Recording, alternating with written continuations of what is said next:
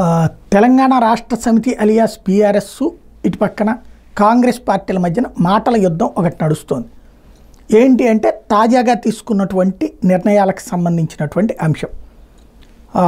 ఏదైతే రుణమాఫీ లాంటి వ్యవహారాలకు సంబంధించి తీసుకున్నటువంటిది, అట్లాగే ఈ ఫిరాయింపులకు సంబంధించి తీసుకున్నటువంటి మాటల గురించి.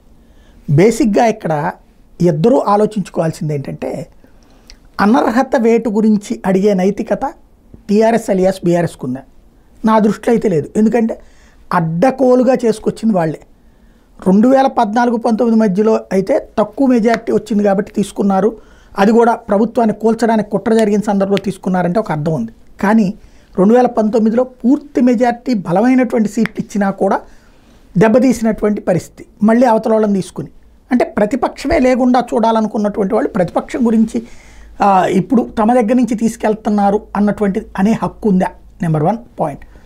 నెంబర్ 2 వచ్చేటప్పటికి రైతు రుణమాఫీకి సంబంధించినటువంటి అంశాలను ప్రస్తావిస్తూ రుణమాఫీ తక్కువ చేశారు, మోసం చేశారని టీఆర్ఎస్ అంటుంది. అదే సందర్భంలో మేము అన్ని పర్ఫెక్ట్గానే చేశామని కాంగ్రెస్ అంటుంది. సోనియా గాంధీ ఆదేశాల మేరకు నడిచిందని నేను చెప్పింది.